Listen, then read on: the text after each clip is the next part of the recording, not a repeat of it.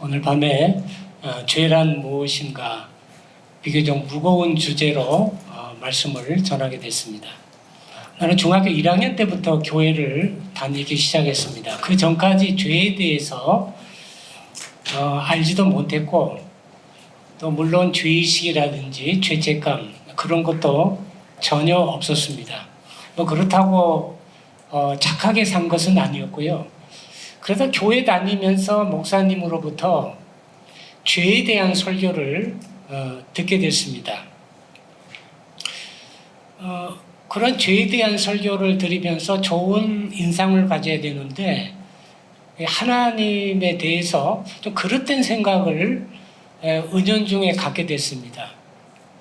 하나님은 위에서 내가 이렇게 하고 있는 일을 유심히 보고 계시다가 혹시 잘못하거나 죄를 지으면은 아주 즉각적으로 호통을 치시거나 매를 드시는 그런 좀 완고한 할아버지 같은 그런 느낌을 가졌습니다. 물론 이제 하나님의 은혜에 대해서도 설교를 많이 들었는데 이렇게 나에 대해서 잘못했을 때 화를 내시는 하나님과 은혜의 하나님과 어떻게 이렇게 조화를 시키는가, 이것은 어린 나이에 굉장히 어려웠습니다.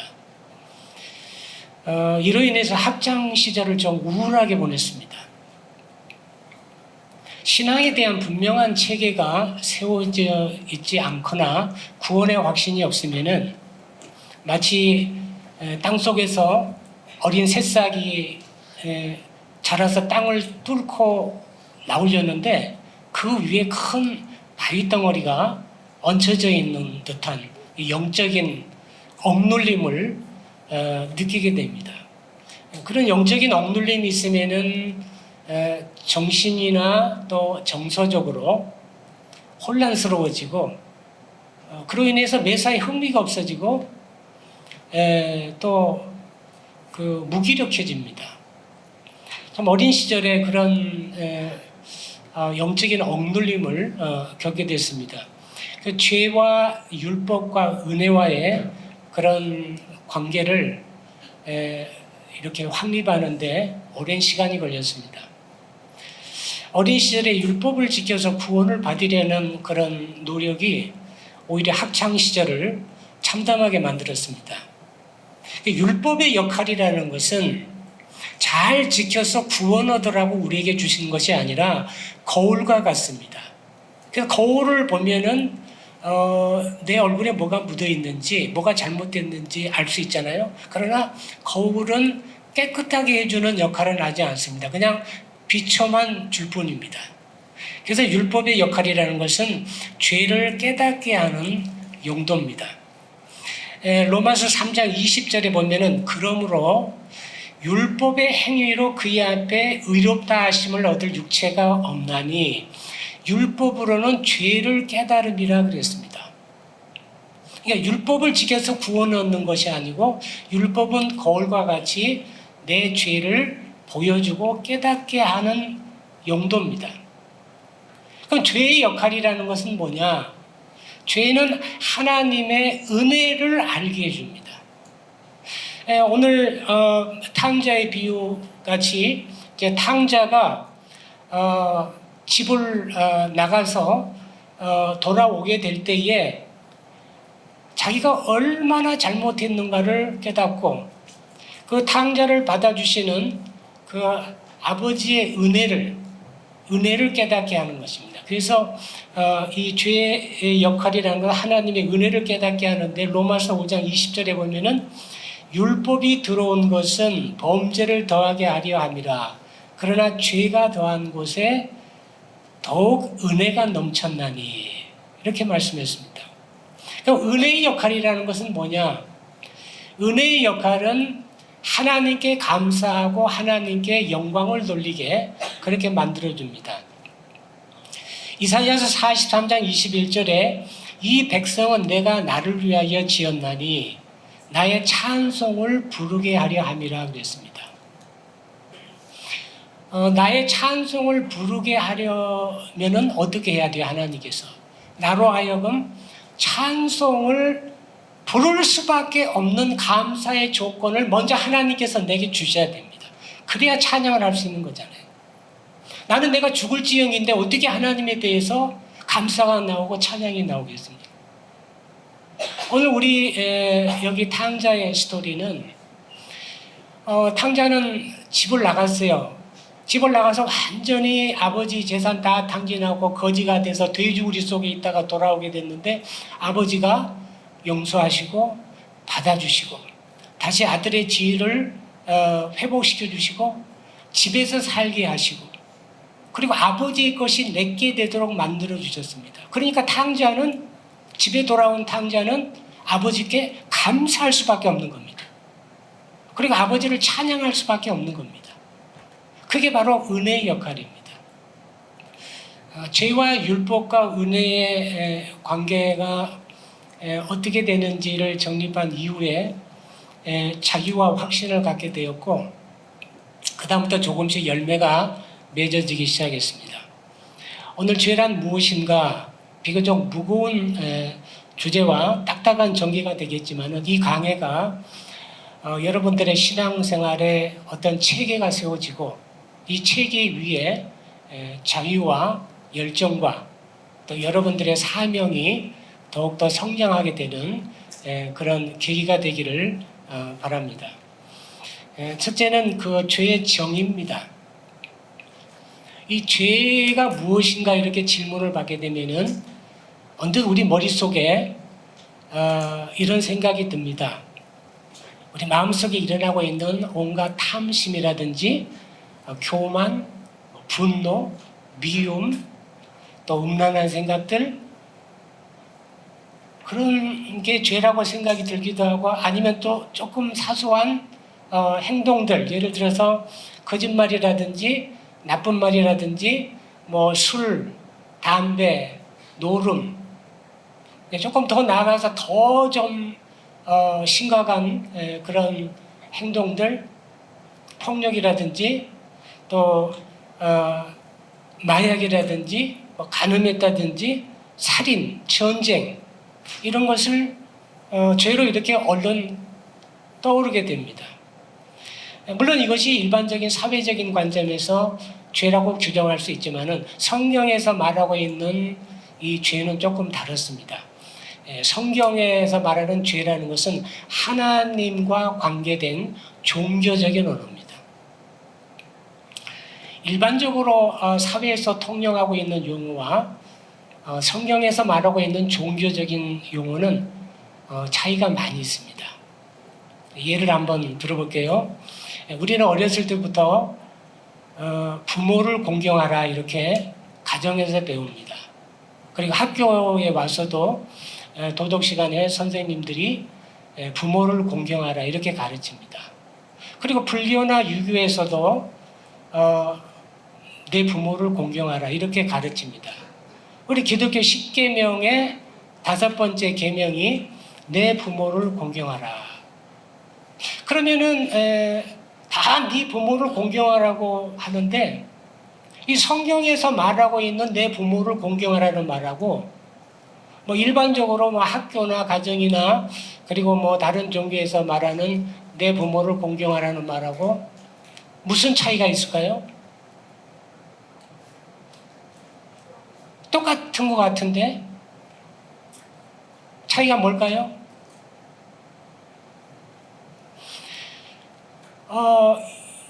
일반적으로 그 가정이나 뭐 학교나 다른 종교에서 내 부모를 공경하라는 것은 사람이면 마땅히 행해야 될 도덕적인 관점에서 네 부모를 공경하라 이렇게 말하는 것입니다.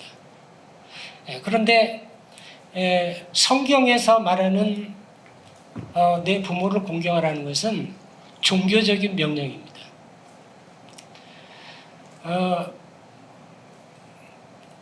저는 이제 아이들이 다 커서 돈을 벌어서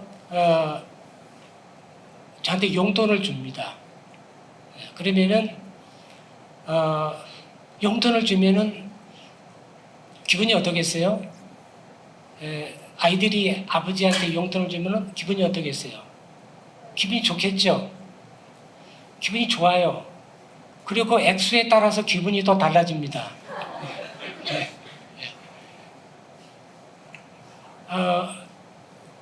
부모를 공경하는 가정은 편합니다. 부모를 공경하는 사회는 편안합니다. 하지만 이것은 법이 아니기 때문에 부모를 공경하지 않는다고 해서 벌금을 매기거나 감옥에 가두지 않습니다. 그냥 도덕법입니다. 뭐 안 지켜도 어쩔 수가 없어요. 그러나 성경에서 말하고 있는 내 부모를 공경하라, 이 말은 하나님과 관계된 종교적인 용어입니다. 반드시 지켜야 됩니다. 안 지키면은 사형을 시키라고 그랬어요. 혹시 그런 성경 본줄이 있어요? 신명기 21장 18절에서 21절 말씀 한번 보겠습니다. 사람에게 완악하고 패역한 아들이 있어 그의 아버지의 말이나 그 어머니의 말을 순종하지 아니하고 부모가 징계하여도 순종하지 아니하거든. 그의 부모가 그를 끌고 성읍에 이르러 그 성읍 장로들에게 나아가서 그 성읍 장로들에게 말하기를 우리 이 자식은 완악하고 패역하여 우리의 말을 듣지 아니하고 방탕하며 술에 잠긴 자라 하면 그 성읍의 모든 사람들이 그를 돌로 쳐 죽일지니 이같이 내게 너희 중에서 악을 제하라. 그리하면 온 이스라엘이 듣고 두려워하리라 했습니다. 이렇게 부모를 공경하지 않는 이 죄가 일반적으로 말하는 도덕 윤리적인 죄가 아니라 이것은 성경적인 종교적인 명령입니다. 그런데 왜 부모를 공경하지 않는 죄가 왜 이렇게 컸을까요? 그것은 이스라엘 믿음의 공동체가 존속하느냐 사라지게 되느냐는 생존이 걸린 문제였습니다. 여러분들이 알다시피 이스라엘은 430년 동안 이집트에 노예 생활을 했습니다. 그러다가 이제 해방을 받게 됐는데 모세를 통해서 이집트에 10가지 재앙을 내렸습니다. 국가적인 재앙입니다. 하나하나 재앙이 완전히 나라가 뒤집어지는 그런 10가지 재앙을 이 이스라엘 사람들은 목도를 했습니다. 그리고 출애굽에서 홍해를 건널 때 이 홍해가 갈라졌어요. 그리고 강바닥으로 건넜어요. 그리고 또 쫓아오는 이집트의 군대가 다 수장돼 버렸어요. 얼마나 엄청난 기적입니까? 그리고 광야 40년 이렇게 행군을 하는데 먹을 게 없으니까 농사를 못 지니까 날마다 하늘에서 하나님께서 만나를 내려주셨습니다. 하늘에서 떡가루가 내려왔어요. 그거 40년 동안 먹고 자랐습니다. 그리고 광야에 물이 없을 때는 샘물을 하나님이 터져주시고, 그리고 고기가 먹고 싶다 그러면 메추라기 떼를 보내서 고기를 실컷 먹게 하시고, 낮에는 구름 기둥으로 밤에는 불 기둥으로 인도했습니다. 40년 동안 그렇게 인도했습니다. 날마다 하나님의 그 임재를 체험했고 어느 때는 하나님의 음성을 직접 듣기도 했습니다. 어마어마한 하나님 체험을 했습니다. 이 이스라엘 백성들이 이제 하나님께서 약속한 젖과 꿀이 흐르는 가나안 땅에 들어갔습니다. 이제 더 이상 기적도 없고 더 이상 하늘에서 만나도 내리지 않고 이제 스스로 농사하고 목축을 해서 먹고 살게 됐습니다. 하나님께서 그의 자손들에게 이 광야에 나타났던 하나님을 전하라고 말씀하셨습니다. 그래서 광야 40년을 체험한 세대들이 그의 자녀들에게 우리는 광야에서 이런 하나님을 체험했다. 하나님이 이렇게 말씀하셨다. 이렇게 전했습니다. 그리고 그 자손이 또 그 자녀들에게 그리고 또 그 자녀들에게 계속해서 전했습니다. 그렇게 전해야만 신앙의 공동체인 이스라엘이 존속되게 됩니다. 그런데 만약에 부모를 공경하지 않았을 경우에 부모가 광야에 있었던 하나님의 역사에 대해서 말씀하시는데 부모를 우습게 여기니까 부모의 말을 우습게 여기는 겁니다. 그러면 더 이상 하나님을 공경하는 그 신앙이 끊어지게 되고 하나님의 축복받은 선민으로서의 이스라엘은 더 이상 존속하지 못하게 됩니다. 그렇기 때문에 부모를 공경하는 것이 그래서 중요했습니다. 그래서 그것이 도덕적인 명령이 아니라 죽고 사는 생존의 종교적인 명령이었던 것입니다. 하나님께서 소돔과 고모라를 멸망시키실 때에 아브라함의 부탁을 받고 롯을 이제 구해주게 됩니다. 그럴 때 하나님께서 천사 셋을 보내서 롯에게 보냅니다. 그래서 롯에게 지금 이제 불과 유황이 하늘에서 떨어져서 소돔과 고모라가 멸망할 텐데 빨리 이 성을 떠나라 이렇게 얘기를 해줍니다. 근데 롯이 자기 가족들한테 얘기하면 자기 부인하고 자기 딸들과 사이한테 얘기합니다. 그런데 자기 부인과 딸들은 옛날 아브라함과 같이 다니면서 역사하시는 하나님을 봤기 때문에 롯의 말을 믿었습니다. 롯을 공경했습니다. 그러니까 즉시 떠났는데 롯의 사위들은 이 장인의 말을 농담으로 여겼다 그렇게 말했습니다. 왜? 공경하지 않았기 때문에. 그래서 소돔과 고모라를 떠나지 못하고 불에 타서 죽고 말았습니다. 이런 차원에서 일반적인 용어들과 성경에서 말하는 종교적인 용어는 엄청난 차이가 있는 것입니다. 그 가운데 하나가 죄란 용어입니다. 이 죄는 하나님과 관계된 매우 중요한 종교적인 용어입니다. 그렇다면 죄를 이 결정하는 이 표준은 무엇인가? 표준이 있어야 되잖아요. 이 표준이라는 것은 사람에 따라서 또 지역에 따라서 좀 차이가 있습니다. 그러나 절대적인 기준이 있습니다. 어느 지역, 어느 사람 떠나서 절대적인 기준이 있는데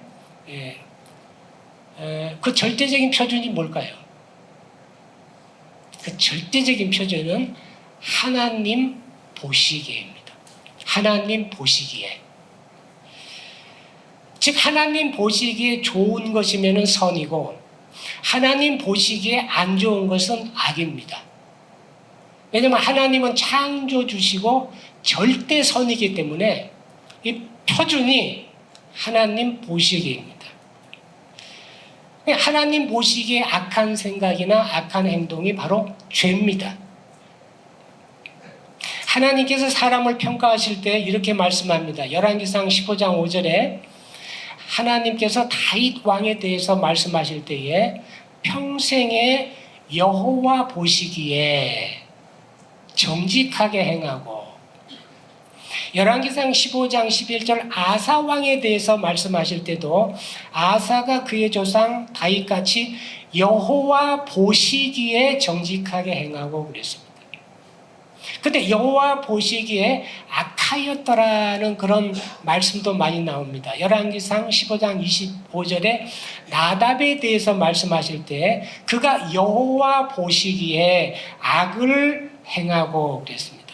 열왕기상 15장 34절 바사에 대해서 말씀하실 때도 바사가 여호와 보시기에 악을 행하되 그랬습니다. 어떤 사건에 대해서도 똑같은 말씀을 하십니다. 열왕기하 17장 17절에 또 자기 자녀를 불 가운데로 지나가게 하며 복술과 사수를 행하고 스스로 팔려 여호와 보시기에 악을 행하여 그를 경노하게 하였으므로 그랬습니다. 어떤 사건을 보고 하나님이 경노하시는 것입니다. 여호와 보시기에 아주 나쁜 사건을 보고. 역대하 33장 22절에도 그의 아버지 므낫세와 같이 행함으로 여호와 보시기에 악을 행하여 아몬이 그의 아버지 므낫세가 만든 아롤색인 모든 우상에게 제사하여 섬겼으며 여호와 보시기에 우상을 만들어서 섬기니까 여호와 보시기에 악했다고 그랬습니다. 어떤 사건을 보는 표준도 여호와 보시기에. 하나님께서 천지를 창조하실 때도 똑같이 말씀하셨습니다. 첫날 빛을 창조하고 난 다음에 보시기 좋았더라. 둘째 날 궁창을 창조하고 난 다음에도 보시기에 좋았더라. 셋째 날, 넷째 날, 다섯 다 창조하신 다음에 보시기에 좋았더라 그랬습니다.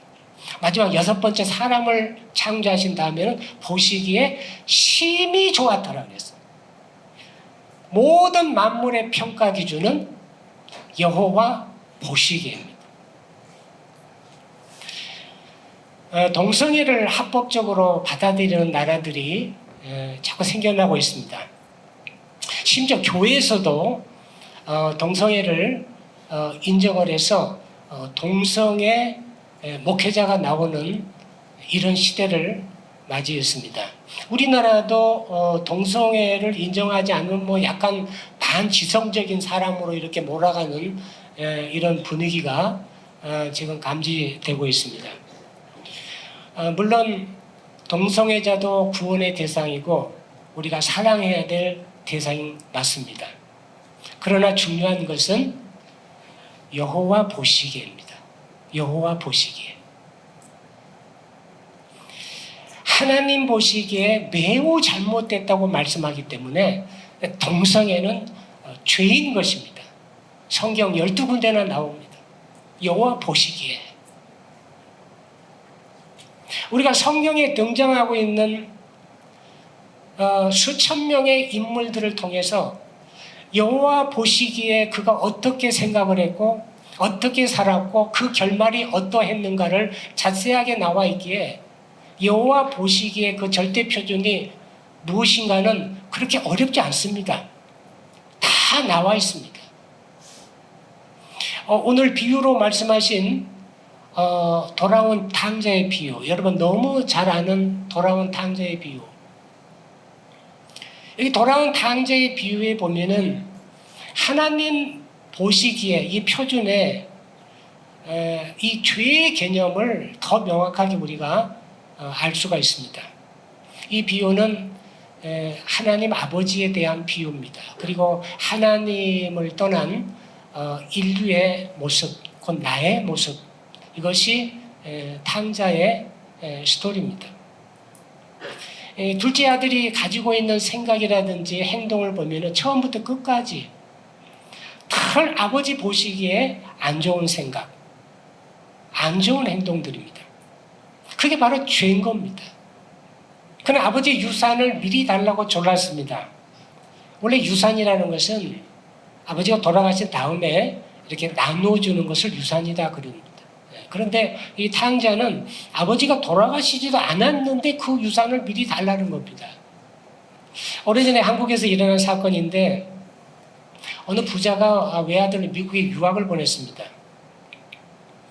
근데 방학이 돼서 이제 한국에 돌아왔는데 이 아들은 공부를 하기 싫고 아버지의 재산을 빨리 차지해서 좀 마음껏 즐기고 싶은데 아버지 어머니가 건강한 겁니다. 기다릴 수가 없는 겁니다. 그래서 어느 날 밤에 도둑으로 위장을 해서 아버지 어머니를 살해하게 됐습니다. 경찰에 잡혔어요. 성경에 나오는 이 탕자 역시 이와 비슷한 유형이었을 것 같습니다. 아버지 보기에 큰 근심덩어리였습니다. 그게 바로 죄입니다. 둘째로 집을 나갑니다. 집을 나간다는 것은 뭡니까? 아버지를 떠나겠다는 것입니다. 더 이상 아버지의 생각대로 사는 것을 나는 못하겠다는 것입니다. 내 좋은 대로, 내 생각대로 살겠다는 것입니다. 그게 바로 죄입니다. 낭비하는 삶입니다. 13절에 허랑방탕하여라고 그랬고 30절에 보면은 창녀들과 함께 아버지 재산을 몽땅 다 낭비했습니다. 자기의 시간이라든지 자기의 재능이라든지 또 자기의 어떤 직책이라든지 이런 모든 것을 전부 다 낭비해 버렸습니다.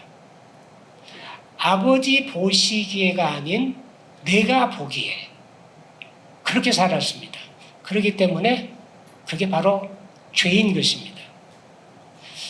두 번째 우리가 생각해야 될 명제는 인간은 왜 탕자가 될 수밖에 없는가?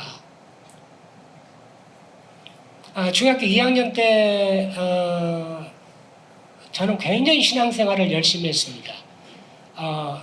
새벽기도까지 나갔습니다. 혹시 여기 새벽기도 하나요? 새벽기도 안 하죠? 새벽기도 하는 거 쉬운 게 아니에요. 새벽기도 했습니다. 그 매일 교회 갔습니다.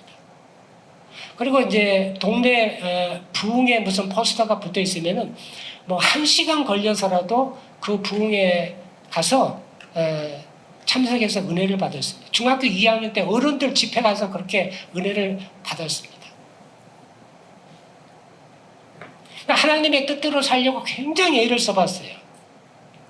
그런데 오히려 더 절망적이었습니다. 죄와 율법과 은혜의 이 관계가 정립되어 있지 않았기 때문에 너무도 하나님의 뜻대로 살아간다는 것에 대해서 불가능한 일을 했기 때문에 그게 안 되고 더 절망적이 됐었던 것입니다. 지금 어른이 돼서도 확실하게 아는 것은 인간은 총체적으로 부패했다는 것입니다. 탕자라는 것입니다.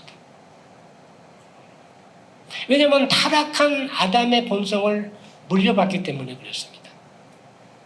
아담과 하와도 사단의 미혹에 빠져서 하나님 보시기에 좋은 대로 간 것이 아니고 내가 보기에 좋은 쪽을 택했습니다. 하나님께서 선악과를 먹지 말라고 말씀하셨는데 내가 보기에 사탄이 하는 말이 그 선악과를 먹으면은 네가 하나님과 같이 되리라는 이 말을 듣고 여호와 보기에 다른 것이 아니고 내가 보기에를 선택을 했습니다. 그래서 선악과를 따먹고 범죄하게 됐습니다. 그것이 바로 죄였고 그 첫 인류의 조상 아담의 범죄가 그대로 우리에게 유전이 됐습니다.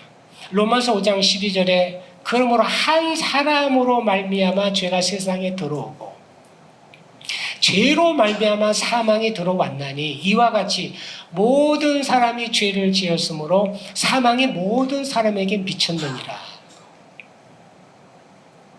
모든 사람이 다 죄를 짓는다고 그랬습니다. 그러니까 모든 사람이 하나님 보시기에보다도 내가 보기에 더 좋은 쪽을 택한다는 것입니다. 아담의 죄의 유전으로 총체적으로 부패돼서 그럴 수밖에 없는 것입니다. 그래서 사도 바울조차도 선을 행하기 원하는 마음이 내게 있으나 악을 행하는도다. 이렇게 절망하고 있습니다. 그렇기 때문에 인간의 실존은 죄를 지을 수밖에 없는 탕자가 될 수밖에 없는 그런 존재입니다. 그래서 구원이 필요한 것입니다. 둘째로 우리는 탕자가 될 수밖에 없는 이유는 사탄이 우리 곁에 있어서 그렇습니다. 아담과 하와를 미혹했던 사탄이 지금도 우리 곁에 있습니다. 죄가 전혀 없었던 에덴 동산에 완벽하게 창조된 아담과 하와를 무너뜨린 사탄이 전략을 가지고 있습니다. 그럼 우리를 넘어뜨리는데 모든 전략을 다 갖고 있습니다. 이 맞춤형으로 접근을 합니다. 그 사람에 맞게끔. 의심이 많은 사람은 거기에 맞게끔. 자존심만 좀 건드리면 폭발하는 사람은 거기에 맞게끔. 좀 명예욕이 있는 사람은 또 교만된 방법으로 다 거기에 맞춤형으로 접근을 하기 때문에 우리는 사탄에게 이길 재간이 없습니다. 그래서 죄를 지을 수밖에 없는 탕자가 되는 것입니다. 첫째는 아담의 죄가 유전되어서 총체적으로 부패했기 때문에 우리는 죄를 지을 수밖에 없는 거고, 또 하나는 사탄이 우리보다 더 뛰어난 전략과 능력이 있기 때문에 우리는 넘어질 수밖에 없는 그런 절망적인 존재들입니다. 그래서 구원이 필요한 것입니다. 세 번째로 우리가 생각할 건 죄의 결과입니다. 그러면 하나님 보시기에 그렇게 죄를 지으면 어떤 결과가 오는가? 총체적인 결핍 상태에 들어가게 됩니다. 우리 탕자의 비유에서 나오는 돼지우리입니다. 우리 15장 누가복음 15장 14절 16절에 다 없앤 후 그날에 크게 흉년이 들어 그가 비로소 궁핍한지라 가서 그 백성 중 한 사람에게 붙여사니 그가 그를 들로 보내어 돼지를 치게 하였는데 그가 돼지 먹는 쥐염 열매로 배를 채우고자 하되 주는 자가 없는지라. 총체적인 결핍에 들어가는데 첫째는 영원히 피폐하게 됩니다. 18절에 내가 하늘과 아버지께 죄를 지었사오니 그렇게 고백합니다. 둘째 아들은 하나님께서 명령하신 내 부모를 공경하지 않는 사형죄를, 그래 하나님 보시기에 온갖 나쁜 죄들을 다 지었습니다. 그로 인해서 심한 죄의식과 죄책감을 느끼고 있습니다. 이 죄의식과 죄책감은 영혼을 황폐하게 만듭니다. 둘째는 정신이 피폐하게 됩니다. 19절에 지금부터는 아버지의 아들이라 일컬음을 감당하지 못하겠나이다. 나를 품꾼의 하나로 여겨주소서. 한때 그는 부자였습니다. 아버지의 아들이었습니다. 모든 것을 다 갖고 있었습니다. 근데 지금은 어떻게 됐습니까? 완전히 망했습니다. 돼지우리 속에 들어가 있습니다. 더 이상 나는 아버지의 아들이 아니라고 생각을 하고 있습니다. 나는 그냥 품꾼의 하나야만 돼도 괜찮다. 그러면서 내가 이렇게 갔을 때 아버지가 나를 맞아줄 것인가? 아니면 안 맞아줄 것인가? 안 맞아주면 나는 어떻게 해야 되나? 막 정신이 혼란스럽습니다. 지금 황폐합니다. 셋째는 정서적으로 피폐해집니다. 15절에 가서 그 백성 중 한 사람에게 붙여사니 그가 그를 들로 보내어 돼지를 치게 하였는데 그랬습니다. 한때 얼마나 잘 나갔습니까? 매일 밤 파티가 있었습니다. 노래가 있었습니다. 춤이 있었습니다. 술이 있었습니다. 여자가 있었습니다. 친구가 있었습니다. 근데 지금은 어떻게 됐습니까? 지금은 돼지우리 속입니다. 돼지우리 속에는 어떤 엔터테인먼트가 없어요. 그냥 고통밖에 없습니다. 절망밖에 없습니다. 이렇게 죄의 결과는 완전히 정서적으로 황폐하게 되는 것입니다. 네 번째, 경제적으로 결핍 상태가 됩니다. 16절 17절에 그가 돼지 먹는 쥐염 열매로 배를 채우고자 하되 주는 자가 없는지라. 이에 스스로 돌이켜 이르기를 내 아버지에게는 양식이 풍족한 품꾼이 얼마나 많은가. 나는 여기서 주려 죽는구나. 죄의 결과는 이렇게 영적으로, 정신적으로, 정서적으로, 경제적으로 완전히 결핍 상태에 이르게 되는 것입니다. 이것이 바로 하나님 아버지를 떠난 인류의 모습입니다. 이것이 바로 하나님 아버지를 떠난 나의 모습입니다. 바로 여러분의 모습입니다. 하나님께서는 죄인을 사랑하십니다. 그런데 죄는 미워하십니다. 지금 탕자의 아버지는 탕자가 무슨 죄를 지었는지 그 관심이 없습니다. 자기 아들이 돼지우리 속에서 절망 속에서 고통당하는 것을 못 보시는 것입니다. 하나님, 우리가 죄 가운데 빠져 있을 때 그 죄 중에 우리가 얼마나 고통당하고 있는가 그거를 못 보시는 것입니다. 마지막으로 우리가 좀 볼 것은 죄의 허용 문제입니다. 허용. 탕자가 아버지의 재산을 가지고 먼 나라에 가서 이렇게 허랑방탕 다 재산 다 날리고 이렇게 거지가 되고 돼지우리 속에 들어가는 비참한 상태에 이르게 될 것이라는 것을 이 아버지가 알았을까요? 몰랐을까요? 알았을까요? 몰랐을까요? 알았어요. 근데 왜 보냈어요? 말려야지. 아니, 아들이 그렇게 나가서 완전히 망하고 그렇게 되는데 말려야 되지 않나요? 그럼 허용했으면 왜 허용했을까요? 왜 집을 나가도록 내버려 뒀을까요? 아버지의 재산을 다 낭비하고 거지가 돼서 돼지우리 속에 들어갔을 때 총체적인 결핍의 상태가 됐을 때 탕자는 비로소 아버지를 생각하게 됐습니다. 아버지가 어떤 분인가를 알게 됐습니다. 아버지의 집이 어떤 곳인지를 알게 됐습니다. 아버지의 집을 떠난다는 것이 어떤 것인지를 알게 됐습니다.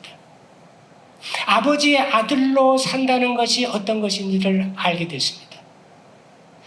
아버지가 원했던 것은 이겁니다. 참 아들을 아버지는 원했던 겁니다. 그래서 허용을 했습니다. 그러나 탕자가 이것을 깨닫는 데는 혹독한 대가를 치렀습니다. 하나님 아버지는 우리의 선택을 존중하십니다. 너무도 인격적인 하나님이시기 때문에 우리가 아버지의 집에 거하면서 참 아들로 감사하면서 살든 아니면은 당자처럼 집을 나가서 완전히 그렇게 다 총체적인 결핍에 이르도록 혹독한 대가를 치르고 나서 집으로 돌아와서 참 아들이 되건 하나님은 우리의 결정을 존중하십니다. 어느 길로 가든 우리는 선택할 수가 있습니다. 아버지의 집에 거하면서 아버지의 은혜를 누리고 아버지의 은혜를 감사하면서 아버지와 함께 사는 방법이 있고 아니면은 탕자처럼 아버지의 집을 떠나서 돼지우리 속에 들어가서 처참한 대가를 치르고 나서 아버지의 집으로 돌아오는 방법이 있습니다. 아버지는 나의 결정을 막지 않습니다. 저도 종종 아버지의 집을 떠난 적이 있었습니다. 그러나 다시 돌아올 때 그 대가는 이루 말할 수 없이 참담했습니다. 그래도 다시 아버지의 집으로 돌아올 수 있는 것이 너무 감사합니다. 어떤 사람들의 경우는 아버지의 집을 떠났는데 돼지우리 속에까지 들어갔는데 거기서 나오지 못하고 끝까지 아버지의 집으로 돌아가지 못하는 경우도 많이 봤습니다. 아버지의 집을 떠나는 것은 정말 위험한 일입니다. 더 이상 돼지우리 속에 들어가지 않기 위해서 저는 오래전부터 두 가지를 실천하고 있습니다. 하나는 매일매일 내 자신을 성찰하는 일입니다. 왜? 죄인이기 때문에. 죄를 지을 수밖에 없는 존재이기 때문에 매일매일 자신을 성찰하면서 하루 동안에 부족했던 일, 잘못된 일, 하나님 보시기에 안 좋았던 일을 회개를 합니다. 그리고 또 하나는 감사를 합니다. 그럼에도 불구하고 은혜를 주셔서 아버지의 집에 거하면서 살 수 있는 그 은혜를 감사합니다. 얼마 전부터 노트를 사용하고 있습니다. 노트는 이 모자라는 기억력을 좀 되살려주고 그리고 얼만큼 실천했는가를 보여주고 있기 때문에 기록에 남기기 때문에 참 좋습니다. 그래서 매일매일 이렇게 노트를 씁니다. 노트를 이렇게 써서 오늘 여기 보니까 전에 쓴 건데 어떻게 믿음의 사람이 될 수 있는가 이렇게 모자라는 부분들을 씁니다. 그리고 나서 어떻게 실천할 수 있는가? 여기 일기인데 그냥 이렇게 표진대로 미안합니다. 새벽의 묵상, 말씀을 가감없이 믿음, 그리스도를 믿음으로 마음에 거하게 하심, 뭐 이렇게 씁니다. 그리고 어느 때는 시간을 낭비하고 있다 이렇게 생각이 들면은 그 밑에다가 그럼 어떻게 시간을 낭비하지 않지? 유튜브 보는 시간 줄이기, 쓸데없는 걱정 줄이기, 짜투리 시간을 이용해서 단어 암기하기 이렇게. 그리고 며칠 뒤에 또 봅니다. 그러면은 이게 제대로 실천되고 있는지 실천이 안 되고 있는지 또 파악이 되잖아요. 그러면 또 다시 또 기록을 합니다. 둘째는 감사를 적습니다. 한 3가지 정도. 오늘 하나님께서 내게 어떤 좋은 은혜를 주셨는지 3가지 정도를 적습니다. 감사를 적으면은 하나님과 친밀함이 느껴지게 되고, 감사를 적게 되면 삶이 긍정적으로 됩니다. 오늘 죄란 무엇인가라는 비교적 무거운 주제로 말씀을 전했습니다. 죄란 하나님 보시기에 안 좋은 것입니다. 그러나 우리는 타락한 본성을 가지고 있고 우리보다 뛰어난 영물인 사탄이 우리를 미혹하기 때문에 우리는 탕자가 될 수밖에 없는 운명, 죄를 지을 수밖에 없는 그런 나약한 존재입니다. 그래서 구원이 필요한 존재입니다. 하지만 사도 바울은 이렇게 해결책을 선포합니다. 로마서 8장 24절 25절에 오라 나는 곤고한 사람이로다. 이 사망의 몸에서 누가 나를 건져내랴. 우리 주 예수 그리스도로 말미암아 하나님께 감사하리로다. 그런즉 내 자신이 마음으로는 하나님의 법을, 육신으로는 죄의 법을 섬기더라. 해결은 바로 예수 그리스도입니다. 오늘 예수께서 들려주신 탕자의 스토리는 어떤 죄인이라도 아버지께서 받아주신다, 아버지 집에서 살게 해주신다는 구원의 메시지입니다. 우리에게 아버지가 계시고 아버지의 집이 있다는 것이 감사한 것입니다. 기도하겠습니다. 하나님 아버지 감사합니다. 죄가 있기에 하나님의 은혜를 알게 하셨고 하나님의 은혜를 알기에 하나님께 감사하며 영광 돌리는 삶을 살게 하심을 감사합니다. 하나님 보시기에 좋은 쪽을 택하고 하나님 보시기에 좋은 일을 하고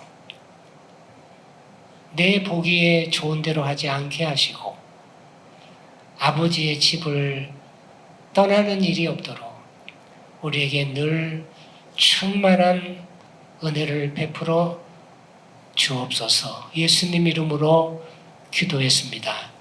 아멘.